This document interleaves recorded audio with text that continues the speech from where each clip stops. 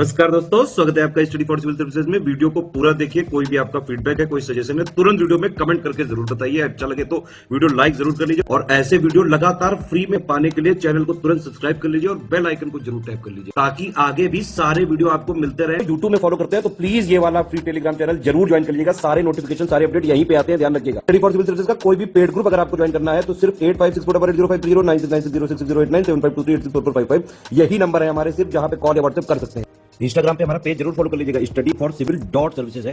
Twitter पे हमको जरूर फॉलो कर लीजिएगा, @स्टडी फॉर सिविल्स है।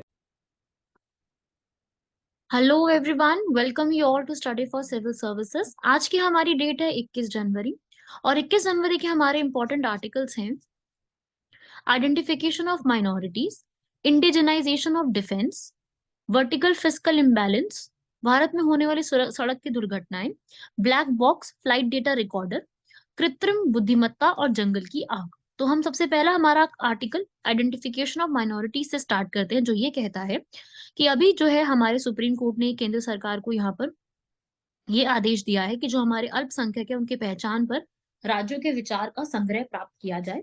अगर देखो यार, मैं बात करूं अल्पसंख्यक की, तो अल्पसंख्यक शब्द जो है ना, भारत के संविधान में कहीं पर भी परिभाषित नहीं किया गया है। ये संविधान के अनुच्छेद 29 और अनुच्छेद 30 में लिखा जरूर गया है 2 बार। आपको पता है ना, फंडामेंटल राइट की भाई उनको कल्चर राइट है कि वो कहीं पर भी अपना कल्चर प्रिजर्व करके रख सकते हैं। प्लस उनको ये भी अधिकार है कि वो अपने जितने भी हमारे भारत में होने वाले जितने भी प्रकार के जितने भी हमारे भारत में अनुच्छेद 30 में लिखा गया कि उनके एजुकेशन इंस्टीट्यूट को यहाँ पर जो है बनाने की कोशिश की जाएगी। तो भारत में जितने भी धार्मिक और भाषाई अल्पसंख्यक है उनको यहाँ पर मान्यता दी जा रही है। राइट। अब यहाँ पर हमारी national commission for minority act है, जो हमारी राष्ट्रीय अल्पसंख्यक आयोग है, उनके अंतर्गत भी केंद्र सरकार को कुछ समुदायों को यहाँ पर अल्पसंख्यक घोषित करने का अधिकार भी दिया गया है, जिसमें अल्पसंख्यकों को उचित परिभाषा नहीं दी गई है। लेकिन फिर भी इस अधिनियम में अल्पसंख्यक को केंद्र सरकार द्वारा अधिसूचित समुदाय के रूप में परिभाषित किया गया है। और अगर मैं बात करूं यूनाइटेड नेशन की, तो यूनाइटेड नेशन ने भी अल्पसंख्यकों को कुछ इस प्रकार से परिभाषित किया और कहा है, कोई भी एक ऐसा समूह या समुदाय जो सामाजिक, राजनीतिक और आर्थिक रूप से गैर प्रमुख जनसंख्या में हीन हो, ठीक है, उनकी जनसंख्या कम है, उनको हम यहाँ पर अल्पसंख्यक कह सकते हैं, जिसमें भाषाई और धार्मिक अल्पसंख्यकों को यहाँ पर कवर किया गया है आर्टिकल 30 में। क्या होता है ना कि कई बार जो है किसी समुदायों को अल्पसंख्यक समुदाय घोषित करने के लिए केंद्र और राज्य सरकार शक्ति के संबंध में हाल ही में सर्वोच्च न्यायालय में याचिका दायर करते हैं।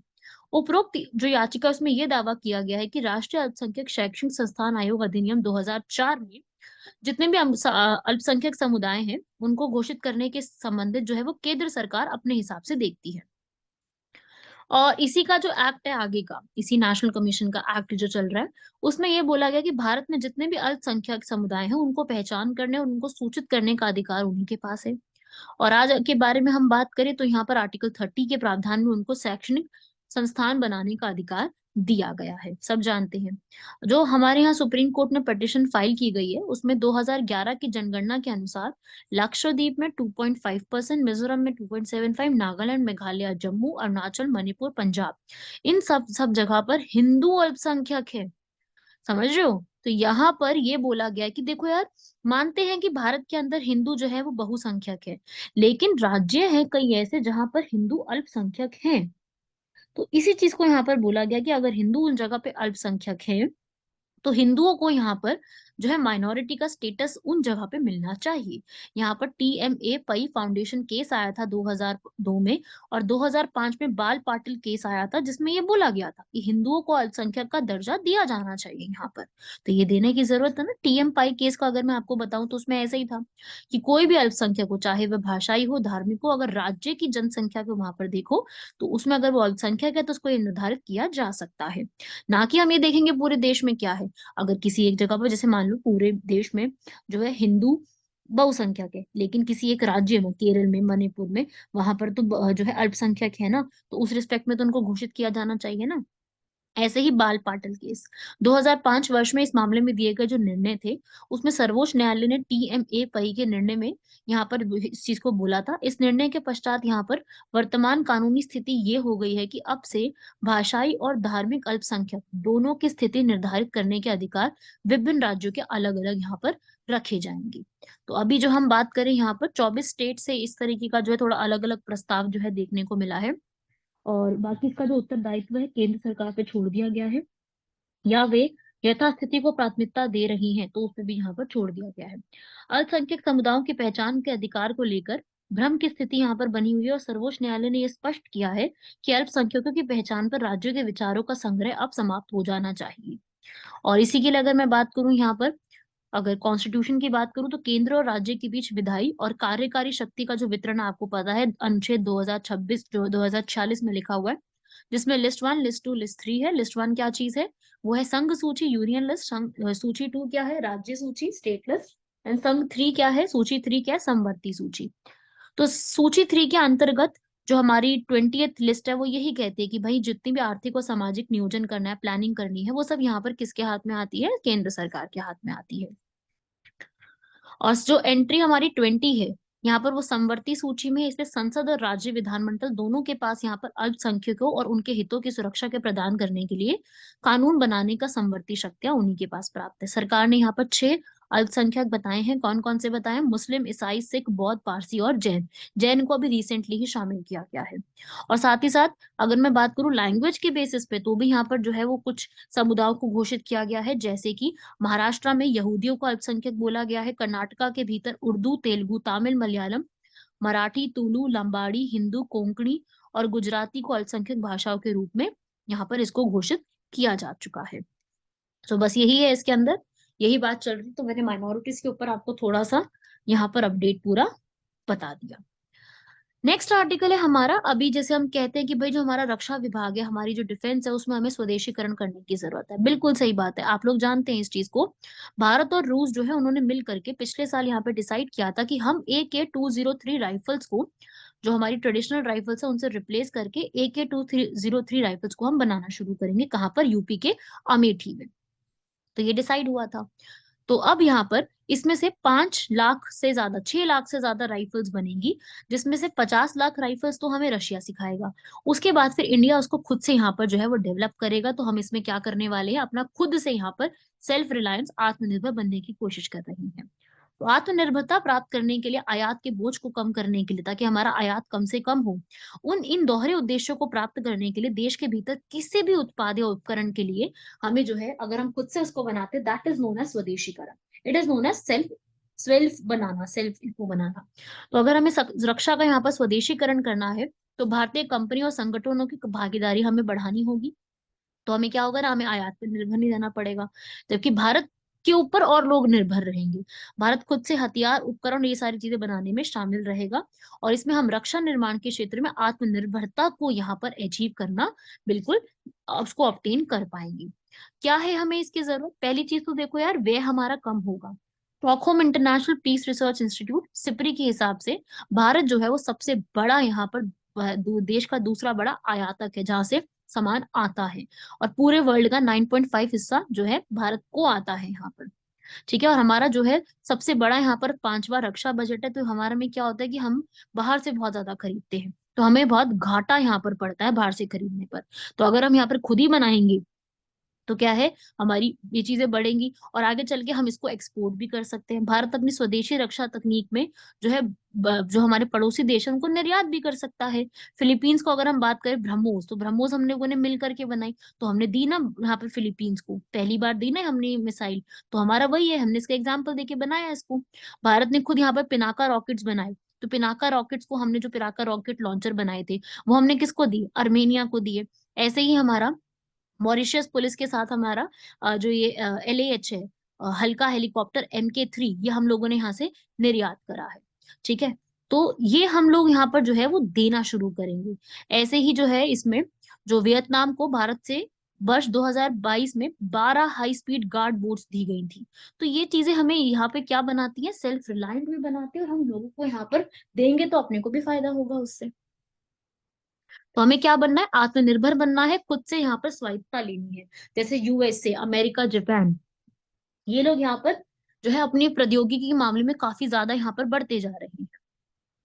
ठीक है। डीआरडीओ तेजस विमान के स्वदेशी कावेरी इंजन को विकसित करने में अभी सक्षम नहीं है, तो ये सब भी हम लोग यहाँ पर कोशिश करेंगे। 2011 की संसद की एक रिपोर्ट में भारत के नियंत्रक और महालेखा प्रशिक्षक ने यहाँ पर स्वदेशी रक्षा उपकरणों के निर्माण के लिए कच्चे माल के लिए हिंदुस्तान एरोनॉटिक्स लिमिटेड HAL की 90% आयात निर्भरता पर प्रकाश डाल के बताया है। ठीक है। तो जैसे एक बार हुआ था ना 1965 में, जब हमारा भारत और पाकिस्तान का युद्ध हुआ था, तो अमेरिका ने हथियारों के निर्यात पे प्रतिबंध लगा दिया हमारे ऊपर, क्योंकि हमारे जो है डिफेंस के टाइज किससे बढ़ रहे थे, सोवियत संघ के साथ, और यूएसए और सोवियत संघ की बनती नहीं है, तो उन्होंने हम पे जो है यहाँ पर वो रोक लगानी शुरू कर दी। तो इस रिस्पेक्ट में यही सारी चीजें हैं इसके अंदर। बाकी अनिवार्य सुरक्षा मिलेगी, झरझरा हमारी सीमाएं या शत्रुपूर्ण हमारे पड़ोसी हैं, आपको पता है भारत को रक्षा बजट पर निर्भर रहना ही पड़ता है। उरी, पठानकोट, पुलवामा, गालवान, ऐसी जो है झड़प बहुत ज्यादा बढ़ने लग गई है, तो उसको स्टॉप करने के लिए हमें यहाँ पे क्लैशेस को रोकना ही पड़ेगा। सामरिक क्षमता, हमारी सामरिक क्षमता बढ़ेगी, स्वदेशीकरण बढ़ेगा, और पारिस्थितिक तंत्र जो है उसका निर्माण होगा। तो ये है आवश्यकता हमें अपनी इस चीज को बढ़ाने की, हमारा नाम भी होगा, हमारी रिसर्च भी होगी, ये सब होगा। अब हमारी सरकार ने इसके लिए क्या क्या किया, अब मैंने बहुत सारे अच्छे अच्छे पॉइंट्स तो आपको बता दिए कि ये होगा, ऐसे होगा। तो सरकार क्या कर रही है इन पॉइंट्स को ठीक करने के लिए? सरकार जो है यहाँ पर रक्षा निर्माण के क्षेत्र में निजी क्षेत्र, विशेष रूप से छोटे विनिर्माण उद्योगों की भागीदारी को प्रोत्साहित कर रही है। छोटे छोटे जो बनाने वाले उनको भी प्रमोट कर रही है। ऑर्डिनेंस फैक्ट्री बोर्ड जो यहाँ पर राइफल्स बनाते हैं उनको भी प्रमोट कर रही है। सब लोगों के बीच में बेहतर एक सुचारू रूप से कार्य प्रणाली हो, उसके लिए चीफ ऑफ डिफेंस स्टाफ का एक पोस्ट भी बनाया गया है, CDS। ठीक है, 2019 में स्टार्ट हुआ था, जिसके पहले जनरल बिपिन रावत थे। अब उनके जो है हेलीकॉप्टर प्लेन क्रैश तमिलनाडु में उनकी डेथ हो गई थी, तो उसके बाद यहाँ पर जो है लेफ्टिनेंट जनरल अनिल चौहान को बनाया गया है। साथ ही साथ हमारी जितनी भी हमारी सशस्त्र बल है उनकी क्षमताओं को बढ़ाने के लिए 2022-23 के वार्षिक बजट में रक्षा क्षेत्र के लिए यहाँ पर जो है पहले के कंपैरिजन में जो बजट है उसको और ज्यादा इंक्रीज कर दिया गया है, ताकि हम लोग जो है आयात पर निर्भरता अपनी कम कर सके। हमारी जो फोर्सेस है वो हमारी मतलब हमारी साथ चीजों को लेकर के ही आगे बढ़ने की कोशिश की जा रही है। साथ ही साथ हम लोग यहाँ पर एक और बना रहे हैं, इंपॉर्टेंट पॉइंट है ये वाला। उत्तर प्रदेश और तमिलनाडु में हम लोग यहाँ पर 2 गलियारे कॉरिडोर्स यहाँ पे एस्टैब्लिश कर रहे हैं। हम लोगों ने खुद का अपना एक सृजन नाम से एक पोर्टल भी बनाया है।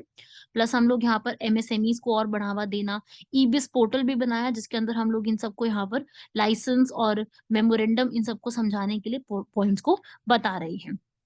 ऐसा नहीं कि सब कुछ इतना इजी है, चैलेंजेस भी बहुत ज्यादा होते हैं, बहुत ज्यादा अच्छे से एक रणनीति बनानी होती है, योजना तय तय करनी होती है, बहुत ही अच्छे तरीके से एक रणनीति को यहाँ पर डिसाइड करना होता है। अभी जो है हम जानते हैं कि जो मिनिस्ट्रीज होते हैं उनके बीच में यहाँ पर एक कोऑर्डिनेशन नहीं होता है, तो मिनिस्ट्रीज के बीच में कोऑर्डिनेशन बिठाना भी बहुत ज्यादा जरूरी है। ठीक है ना, तो मिनिस्ट्रीज के बीच में कोऑर्डिनेशन बिठाना, जो है रक्षा के उपकरण उनके निर्माण के लिए आधारभूत अवसंरचना को लेकर के आना। ठीक है, विश्व में जो हमारे शक्तिशाली देश है उनके सहयोग के अभाव में रक्षा संसाधनों की आधुनिक तकनीकों का अभाव जो अभी चल रहा है उसको ठीक करना। अभी आपको पता है कि कोविड जो है, कोविड की महामारी फैल रही है, तो उसमें जो आर्थिक मंदी हुई है उसमें भी जो है निजी क्षेत्र की कंपनियों को और ज्यादा बढ़ावा देना, और प्लस जो भी पारदर्शी होकर के सारी चीजों को करना, अपारदर्शिता को खत्म करने की कोशिश करना, ये सारी चीजें आज भी हमें जो है और ज्यादा समझने की जरूरत है, उसमें और ज्यादा उसको ठीक करने की जरूरत है। और आगे अब यही है, अब तो मैं इसमें यही कहना चाहूंगी कि भाई इसमें और क्या ठीक कर सकते हैं। हम लोगों को यहाँ पर अपना एक घरेलू औद्योगिक आधार विकसित करना होगा, रक्षा उपकरणों को यहाँ पर और बेटर करना होगा, आर्टिफिशियल इंटेलिजेंस सॉफ्टवेयर उद्योग को ज्यादा बेटर करना होगा, प्लस एक चेन बनानी होगी, एक डिफेंस मैन्युफैक्चरर लेना होगा, रिसर्च यहाँ पे लेके आनी पड़ेगी, रिसर्च की और बेटर बेटर अपॉर्चुनिटीज देनी पड़ेगी। सिर्फ और सिर्फ मैं ये नहीं कह रही कि जो आत्मनिर्भरता का कॉन्सेप्ट है वो सिर्फ एक जो है प्रोडक्शन तक ही खत्म हो जाए, इसमें नई नई तकनीकों को भी इंक्लूड करना होगा, ताकि हमारे देश के लोगों को भी उनकी क्षमताओं का पता चले। राइट एवरीवन, सबको समझ में आ रहा है, ये पढ़ लीजिए यहाँ पर। और सरकार ने यहाँ पर बिल्कुल एक जो है डिफेंस एक्सपो हुआ था इस बार का गांधीनगर में, जिसमें सरकार ने डिसाइड किया था ऐसे आइटम्स को, ये थर्ड नहीं अब तो फोर्थ आ चुकी है, फोर्थ पॉजिटिव ऐसी एक लिस्ट डिजाइन करी थी, जिसमें हम 110 कुछ आइटम्स थे जो हम बाहर से नहीं मंगवाएंगे, जो हम बाहर की कंट्री से मंगवाना बंद कर रहे हैं।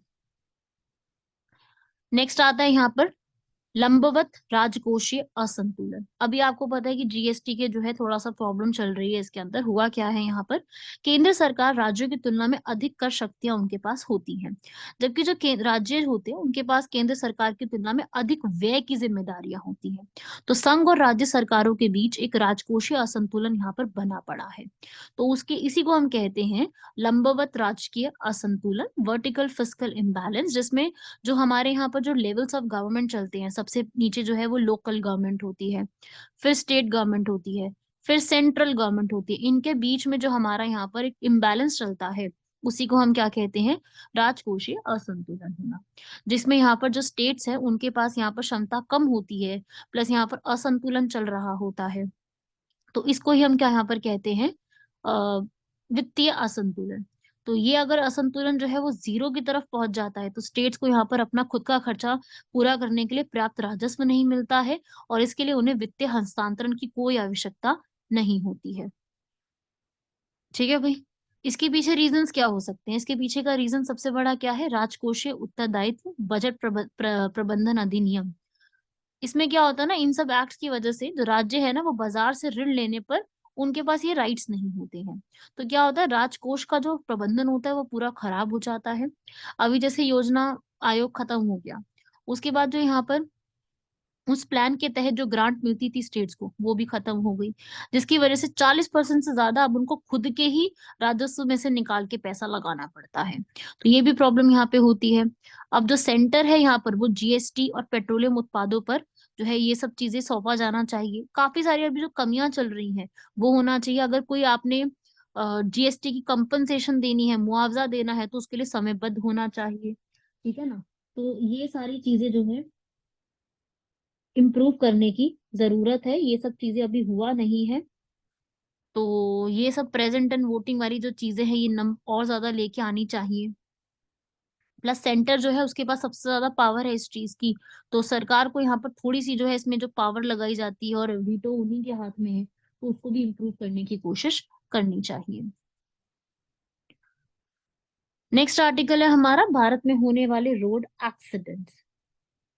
यहाँ पर आप भी जानते हैं कि भारत में काफी ज्यादा रोड एक्सीडेंट्स होते हैं। तो अभी जो हमारे रोड ट्रांसपोर्ट मिनिस्टर हैं नितिन गडकरी, उन्होंने ऐसा कहा है कि 2025 के अंत से पहले सड़क दुर्घटनाओं को 50% तक कम करने का उद्देश्य यहाँ पर किया जा रहा है। रोड एक्सीडेंट्स की अगर मैं बात करूं तो भारत में जो, अगर मैं आंकड़े की बात करूं, आकस्मिक मृत्यु होना, आत्महत्या होना, ये एक डेटा आ रहा है। उसके हिसाब से आप देख सकते हैं कितने ज्यादा अमाउंट में है। 1,33,201 मौतें हैं, मतलब आप करीब करीब मान लो 1.25 लाख से ज्यादा है। अब जो है अब बिल्कुल आप ये कहेंगे कि सड़क की दुर्घटनाओं में कमी तो आई, बिल्कुल आई है। लेकिन वो क्यों आई, क्योंकि कोविड 19 में लोग बाहर ही नहीं निकले ना। जब घर से बाहर नहीं निकलेंगे, लिमिटेड रोड्स पे वो चलेंगे, ट्रैफिक नहीं होगा, तो फिर एक्सीडेंट भी नहीं होंगे। तो ये तो रिड्यूस हुआ है। ठीक है। तो अब यहाँ पर ये कोशिश तो की जा रही है। इंडिया के अंदर जो है अगर मैं बात करूं तो 80,000 लोग जो है वो सड़क दुर्घटना में मारे जाते हैं। यह सड़क दुर्घटना के कारण दुनिया भर में होने वाली कुल मौतों का 13% है। भारत में काफी ज्यादा है। तो यहाँ पर आप देख सकते हैं एक आसान, आरामदायक और अधिक सुरक्षा जो है यहाँ पर सुनिश्चित करने के अलावा यहाँ पर सुरक्षित सड़कों सड़कों का भी निर्माण करना सरकार की ही जिम्मेदारी होती है। जो बहुत सारी व्हीकल्स होती हैं उसके अंदर आपको पता है सब लोग ड्राइविंग करते हैं, उसके अंदर सीसा, पारा, कैडमियम, हेक्सावेलेंट, क्रोमियम ऐसी जहरीली धातुएं होती है जो पर्यावरण के लिए काफी ज्यादा हानिकारक होती हैं। तो ये सब भी आपको याद रखना है। और होते क्यों है, देखो यार, आप जानते हैं एक्सीडेंट कभी ना किसी का हुआ होता है। ठीक है। तो आप भी जानते हैं कि कभी ना कभी इसका रीजन जो है एक पर्सन की खुद की एरर हो सकता है, यातायात के नियमों का उल्लंघन होना। हो सकता है उस पर्सन के पास लाइसेंस ना हो फिर भी वो ये कर रहा है, हेलमेट नहीं पहना है, सीट बेल्ट नहीं लगानी है। तो ये सब तो सबसे कॉमन एग्जाम्पल है। प्लस कभी कभी क्या होता है कि हमारी गलती नहीं होती, दूसरे पर्सन की गलती होती है। ऐसा भी आप लोगों के साथ जरूर कभी ना कभी आपकी फैमिली या किसी ना किसी के सारे आपने सुना होगा कि आपकी गलती नहीं होती, सामने वाले की गलती होती है, वो स्पीड में चला रहा होता है और आपको लग जाती है। ऐसा भी हमें पता है, हमने ये चीज भी बहुत ज्यादा सुनी है। उसके अलावा अगर मैं बात करूं तो कई बार ऐसा भी होता है कि जो जोग्राफिकल कंडीशन है, रोड का एनवायरनमेंट है, वो काफी ज्यादा खराब है। रोड आड़ा तिरछा है, घुमावदार है, ढलान वाला है, वो भी खराब हो जाता है। मौसम ठीक नहीं है, कई बार तो मौसम खराब होने की वजह से बारिश में कितने एक्सीडेंट हो जाते हैं, है ना। कई बार जमीन धंस गई, पेड़ गिर गया, गड्ढा था, वो हो जाती है चीजें। या फिर कई बार हमारे वाहन की कंडीशन अच्छी नहीं होती, हमारा व्हीकल को ज्यादा अच्छा होता नहीं है, ज्यादा लोड नहीं ले पाता। पुराने वाहन होते हैं, उसमें ब्रेक डाउन हो जाती है, उसमें खराबी आ जाती है, उसकी वजह से भी प्रॉब्लम देखने को मिलती है। गवर्नमेंट ने यहाँ पर काफी कोशिशें करी, जैसे कि गवर्नमेंट ने यहाँ पर local bodies, union territories, states, इन सबको यहाँ पर जो भी क्रैश होते हैं उन सबको ठीक करने की कोशिश करी है। यहाँ पर सरकार ने राष्ट्रीय सुरक्षा प्रणाली को भी यहाँ पे लेके आया है। रोड इंफ्रास्ट्रक्चर को ठीक करने की कोशिश करी है। यह सुनिश्चित कर रखी है कि भाई जो आवश्यक कदम है उनको उठाने का प्रयास करना चाहिए। प्लस ड्राइवर लाइसेंस के सिस्टम को बहुत ज्यादा स्ट्रिक्ट कर दिया है। वैसे होने को कुछ भी होता है, बट ये है कि भाई काफी ज्यादा स्ट्रिक्ट करने की कोशिश करी है उस पे। और जागरूकता लोगों को बढ़ाने की कोशिश करी है, कैंपेन्स ऐसे चलाए हैं, चालान वगैरह काटे जाते हैं ना, सबको पता है, सबने कभी ना कभी तो भरा ही होगा, है ना। तो ये सब चीजें यहाँ पर की जाती है ताकि जो है ऐसी प्रॉब्लम किसी के साथ भी आए तो संभाली जा सके। पढ़ सकते हैं आप, पूरे इसमें लिखा हुआ है ये। फिर आता है आपका यहाँ पर black box flight data recorder. अभी आप लोग जानते हैं कि अभी रिसेंटली बहुत दुखद घटना हुई है। नेपाल में जो है एक पैसेंजर प्लेन का यहाँ पर क्रैश हुआ है। तो यहाँ पर जो भी उस पैसेंजर प्लेन क्रैश में चश्मदीद गवाह थे, उन्होंने कहा है कि वह इस दुर्घटना में बाल बाल बच गए थे। जिसमें यदि जो एयरलाइंस का विमान जिसमें 5 भारतीय सहित 72 सवार थे, बस्ती के पास दुर्घटनाग्रस्त हो गया था। येती एयरलाइंस थी ना ये, वहां पे ऐसा हुआ था। तो ये जो पूरा प्लेन क्रैश हुआ है, ये कहाँ पर हुआ है? ये पोखरा एयरपोर्ट नेपाल का रिवर के पास ही हुआ है, जिसमें 72 पीपल थे। 5 इंडियंस भी थे, और जो पायलट थे वो भी एक इंडियन थी। और यह देश में पहली बार ऐसा विमान दुर्घटना नहीं हुई है। 2000 के बाद से नेपाल में करीब 17 विमान ऐसी दुर्घटनाएं हुई जिसमें करीब इतने सारे लोगों की मौत भी हो चुकी है। तो यहाँ पर जो पूरा नेपाल का एविएशन सेक्टर है वो काफी ध्वंस टाइप पड़ा हुआ है। नेपाल में आपको पता है कि ऊंचे ऊंचे पहाड़ है, दुनिया के सबसे ऊंचे पहाड़ी वहीं पर ही बने हुए हैं। दुनिया के सबसे दुर्गम और पेचीदा रनवे वहीं पर बने हुए हैं, जिसमें क्या होता है ना कि विमान को उतारना बहुत ज्यादा आपको एकदम ट्रेनिंग चाहिए होती है, बढ़िया वाली एकदम। और क्या होता है कि कई बार जो है हमारे मौसम उतना हमारा साथ नहीं देता, तो उसकी वजह से क्या होता है, बहुत सारे एक्सीडेंट्स बढ़ने लगते हैं। काठमांडू जो वहाँ की कैपिटल है वो बहुत ही चुनौतीपूर्ण इलाका है। और उस क्षेत्र में जो घाटी है वो एक कटोरे की तरह बनी हुई है। वहां का हवाई अड्डा ठीक ठीक वहां पे बीचों बीच बना हुआ है, तो ये बहुत प्रॉब्लम वहां पे दे रहा है। वहां पे लैंडिंग कराना बड़ा मुश्किल हो जाता है पायलट्स के लिए। और वहां का जो इंफ्रास्ट्रक्चर है, वहां का जीपीएस सिस्टम, वो भी कुछ खास इतना अच्छा है नहीं। ठीक है, तो ये बड़ी प्रॉब्लम है। अब यहाँ पर ब्लैक बॉक्स क्या चीज है? ब्लैक बॉक्स जो है यहाँ पर एक इलेक्ट्रॉनिक फ्लाइट डेटा रिकॉर्डर होता है, जिसमें एक नारंगी रंग का, ऑरेंज कलर का होता है, जिसमें जो है फ्लाइट के पास ये रखा जाता है, ताकि अगर कभी भी जो है ऐसा एक एक्सीडेंट होता है, उससे ठीक पहले वहां की दुर्घटना जो है वो देखी जा सके। तो वही ये ब्लैक बॉक्स वहां पे पड़ा होता है। और गवर्नमेंट की जितनी भी यहाँ पर एजेंसियां हैं वो दुर्घटना और ये सब चीजों को चेक करने के लिए यहाँ पर ये सब चीजें देखती हैं। ठीक है भाई। और ब्लैक बॉक्स जो है यहाँ पर वो इक्विपमेंट जो है ये सारे इकट्ठे जोड़ता है, कॉकपिट वॉइस रिकॉर्डर और फ्लाइट डेटा रिकॉर्डर। इस तरीके से आप पिक्चर में भी देख सकते हैं। वो एक किस वजह से यहाँ पर फ्लाइट क्रैश हुआ है उसको जानने में ये मदद करता है। फ्लाइट रिकॉर्डर पूरा रिकॉर्ड करता है यहाँ पर। ये इस तरफ जो है कॉकपिट में रखा जाता है इस जगह पे, ताकि इसमें पूरी रिकॉर्ड की जा सके कि व्हाट एक्चुअली हैपेंड, उस समय हुआ क्या था एक्चुअली में। लास्ट आर्टिकल है हमारा आज। हमारे आर्टिकल ज्यादा जो है प्रीलिम्स बेस्ड थे, मेंस बेस्ड आर्टिकल थी, सिर्फ एक रोड एक्सीडेंट ही था सिर्फ। यह आर्टिकल है हमारा जो हमारी आर्टिफिशियल इंटेलिजेंस है और वाइल्ड फायर्स है। यहाँ पर जो है ऐसा बोला गया है कि जो हमारी आर्टिफिशियल इंटेलिजेंस होती है वो जंगल में आग को बचाने में हेल्प कर सकती है, ये वर्ल्ड इकोनॉमिक फोरम ने कहा है। देखो, आर्टिफिशियल इंटेलिजेंस क्या होती है? जो आप मशीनों को देते हैं, है ना, जिसमें आप मशीनों को ह्यूमन बीइंग की तरह दिमाग दे देते हैं, जिसमें वो अपने तरीके से काम यहाँ पे सोच सकती है। ये टर्म किसने निकाली थी? 1956 में Massachusetts institute of technology, USA में, यहाँ पर जो है डाटमार्थ कॉन्फ्रेंस में इसको निकाला गया था।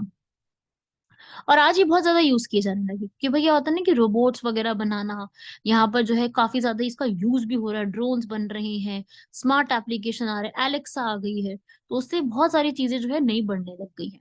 तो अभी रिपोर्ट भी आई है, हालिया की एक रिपोर्ट आई है विश्व आर्थिक मंच में, यहाँ पर बताया गया है कि जो है फायर एड पहल यहाँ पे तुर्की के कई क्षेत्रों में इसको जंगल की आग के सहायक करने में काफी हेल्प करी है। तो क्या होता है ना कि अगर वाइल्ड फायर हो जाती है, जंगल में आग लग जाती है, तो उसकी औसत वार्षिक लागत जो है वो करीब $50 बिलियन होती है, जिसके कारण यहाँ पर 6,450 मेगाटन का कार्बन डाइऑक्साइड वायुमंडल में चला जाता है। तो यार अल्टीमेटली हमें प्रॉब्लम देगा ना ये वाला। तो क्या होता है ना, ये जो फायर एड आएगा, ये जो है जरूरी उस समय जो यूज करने वाली चीजें हैं उसको हेल्प करेगा, और आर्टिफिशियल इंटेलिजेंस की मदद से हम उसको ठीक कर सकते हैं, मतलब वो प्रॉब्लम जो आ रही है उसको टैकल करने में हमें मदद मिल सकती है। सो आर्टिफिशियल इंटेलिजेंस जो है यहाँ पर कृत्रिम बुद्धिमत्ता, यहाँ पे शोध करना, जंगल की आग में भविष्यवाणी करना, जोखिम को देखना, इन सब चीजों को हम यहाँ पे कलेक्ट कर सकते हैं। और डिजिटल मिथ्याभास पूर्वानुमानित परिणामों के आधार पर कुशल प्रतिक्रियाओं को बेहतर योजना हम यहाँ पर बना सकते हैं इन्हीं से। ठीक है भाई, तो ये थे आपके इंपॉर्टेंट आर्टिकल्स। आइए बढ़ते हैं क्वेश्चंस की तरफ। यहाँ पर एक फर्स्ट क्वेश्चन है, ग्रेटर स्कॉप, ग्रेटर स्कूप जो है ये एक लोकटक लेक में पाई जाती है। सो ये क्वेश्चन आ सकता है। लोकटक लेक मैं आपको बता दूं, इंपॉर्टेंट है। लोकटक लेक जो है उसी के ऊपर हमारे इंडिया का ओनली फ्लोटिंग नेशनल पार्क, तैरता हुआ नेशनल पार्क बना हुआ है, जिस नेशनल पार्क का नाम क्या है, केबुल लामजाओ नेशनल पार्क। इसको लोकली जो है इस स्पीशीज को सदगनम के नाम से जाना जाता है, और ये बर्ड है जो कि आर्कटिक और सब आर्कटिक ओशन में है और भारत के अंदर आती है। इसका जो एक स्टेटस है वो लीस्ट कंसर्न है, इस पर ज्यादा हमें चिंताजनक जो है वो स्थिति की जरूरत नहीं है। क्लियर हुआ सबको यहाँ तक? तो ये की स्पीशीज है, इसको जरूर एक बार आप लोग याद रखिएगा, इसको लिख लीजिए सब लोग। आता है नेक्स्ट, डोपलर के वेदर रेडार्स। इसमें क्या होता है कि आप दूर से जो है, जिसके माध्यम से आप जो है दूर की वस्तुओं के जो भी उनका वहां पर वेग चल रहा है, वेलोसिटी है, उसके डेटास को इकट्ठा कर सकते हो। प्लस साथ ही साथ आप जो वहां पर वेव्स बन रही हैं, जो वेव का सोर्स क्या है और वेव और देख कौन रहा है, उसके बीच में सारी चीजों को चेक कर सकते हो। उसे कहते हैं Doppler weather radars. Right everyone, तो ये थे आपके कुछ इंपॉर्टेंट आर्टिकल्स जो अभी न्यूज में चल रहे हैं, जिनसे आपके यहाँ पर जो है सवाल किसी भी प्रकार का बन सकता है। तो मैंने सारे के सारे सिर्फ इसमें इंपॉर्टेंट आर्टिकल्स को नोट करवाया है, जिनसे आपको किसी ना किसी टाइप का क्वेश्चन कैसा भी बन सकता है। ठीक है भाई, तो ये सब आप नोट कर लीजिएगा, सारे फैक्ट्स को लिख लीजिएगा, इन सब से आपका क्वेश्चन फॉर्म होता है। तो ये थे हमारे आज के आर्टिकल। मिलते हैं आप लोगों से नेक्स्ट क्लास में, जिसमें हम लोग आगे के फैक्ट्स को कवर अप करेंगे। धन्यवाद, शुक्रिया, जय हिंद।